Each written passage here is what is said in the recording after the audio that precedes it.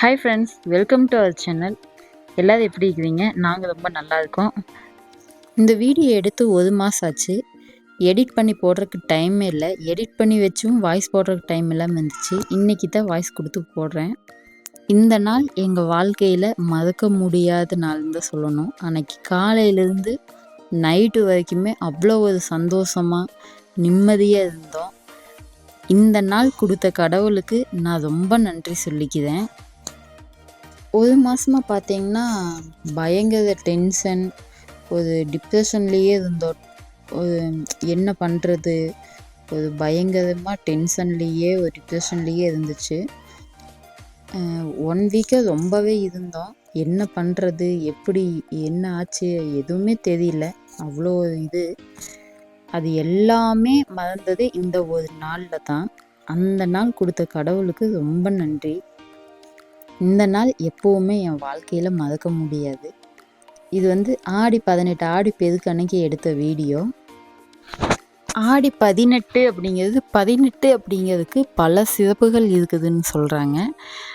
14 கீழ்கணக்கு நூல், 14 படிக்கட்டு. ஐயப்பனுக்கு பார்த்திங்கன்னா அந்த 18 படிக்கட்டு தான் இருக்கும். இந்த மாதிரி 18க்கு நிறைய சிறப்புகள் இருக்குது. அதனால தான் அந்த அன்னைக்கு தாலி பெருக்கி போடும்போது நம்ம வாழ்க்கையும் பெருகும் அப்படின்னு சொல்கிறாங்க. அப்போ இந்த ஆடி பெருக்கு பார்த்திங்கன்னா தண்ணீர், காவிரி கங்கை ஆகட்டும், இதெல்லாம் பார்த்திங்கன்னா தண்ணி எடுத்து விடுறது தான் பார்த்திங்கன்னா இந்த நாள் அன்னைக்கு கொண்டாடுவாங்க. தண்ணிக்காகத்தான். நம்ம வீட்டுக்கு பக்கத்தில் எங்கேயாவது ஆறு குளம் இந்த மாதிரி இருந்துச்சுன்னா நம்ம அங்கே போய் சாமி கும்பிடலாம். எதுவும் இல்லை அப்படின்னா வீட்டிலையே ஒரு பாத்திரத்தில் தண்ணி ஊற்றி மஞ்சளும் பூவும் போட்டு அதையவே காவிரி கங்கையாக நினச்சி நம்ம சாமி கும்பிட்டுக்கலாம். வீட்டில் இருக்கிற பைப்புக்கெல்லாம் பார்த்திங்கன்னா நம்ம பொட்டுலாம் வச்சு பூ போட்டு நம்ம சாமி கும்பிட்டுக்கலாம். நாங்கள் இப்படி தான் கும்பிட்டோம். இப்போ சாமியெல்லாம் கும்பிட்டு முடிச்சுட்டு சாப்பாடு பார்த்திங்கன்னா நாங்கள் அன்றைக்கி செய்யவே இல்லை. அக்கம் பக்கத்துலேருந்து எல்லாருமே கொடுத்துட்டாங்க. இட்லி, பொங்கல், சட்னி, சாம்பார். சாப்பாடு வச்சேன். நான் வச்ச சாப்பாடு மதியம்தான் சாப்பிட்டோம். அவங்க கொடுத்தது பார்த்திங்கன்னா காலையில் டிஃபன் சாப்பிட்டோம். முடிச்சுட்டு அப்படியே கோயிலுக்கு போகலான்னு போனோம். எந்த கோயிலுக்கு போகலான்னு கேட்டாது. நாங்கள் வீட்டில் கிளம்பும் போதே மணி 1. இந்நேரத்துக்கு எந்த கோயில் ஓப்பனில் இருக்குன்னு தெரியல. சரி போங்க, போகும்போது நம்மளுக்கு இந்த கோயிலுக்கு தான் இன்றைக்கி போகணும்னு இருக்கும், அந்த கோயிலுக்கு நம்ம போகலாம் அப்படின்னு சொல்லிட்டு தான் கிளம்புனோம். இந்த கோயிலுக்கு முன்னாடி நான் எவ்வளவோ நாள் நிறுத்தி எனக்கு பூ வாங்கி கொடுத்துருக்காது.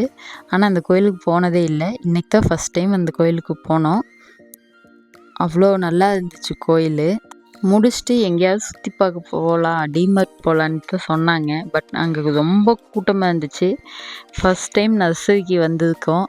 சரி வாங்க போய் பூச்செடி வாங்கிட்டு போவோம் அப்படின்னு சொல்லிட்டு போய் ஒரே ஒரு ரோஜா செடி வாங்கிட்டு வந்தோம். வர வழியில் பார்த்திங்கன்னா ஒரு கார் ஆக்சிடெண்ட்டு. முன்னாடி ஷோரூமில் இருந்து தான் எடுத்துகிட்டு வந்தாங்களாம், புது காராம்மா.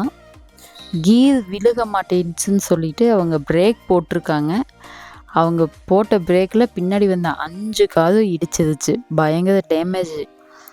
அதனால் நம்ம ட்ரைவ் பண்ணும்போது நம்ம கார் அவங்க சொன்னாங்க இப்போ தான் எடுத்து ஷோரூமில் விட்டு எடுத்துகிட்டு வந்தாங்களா. மறுபடியும் அந்த ப்ராப்ளம் இருந்துங்காட்டி ஷோரூமில் விட்டு தான் எடுத்துகிட்டு வந்தோம், மறுபடியும் அதே பிரச்சனை அப்படின்னாங்க. ஸோ நம்ம கொஞ்சம் சேஃப்டியை பார்த்துக்கணும். அந்த மாதிரி இருக்கும்போது நம்ம கொஞ்சம் உஷாராக ஓரமாக நிறுத்தி பண்ணணும்னா மற்றவங்களுக்கு யாருக்கும் எந்த பாதிப்பும் இருக்காது.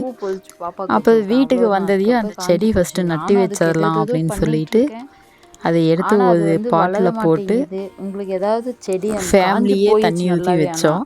நான் பரவாயில்லைன்ட்டு மறுபடியும் அதுக்கு உயிர் கொடுக்கணும் அப்படிங்கிறதுக்காகவே ஏதாவது ஒன்று பண்ணிகிட்டே இருக்குது. உங்களுக்கு ஏதாவது டிப்ஸ் தெரிஞ்சால் மறக்காமல் கமெண்ட்டில் ஷேர் பண்ணுங்கள். நான் அதை ட்ரை பண்ணி பார்க்குறேன்.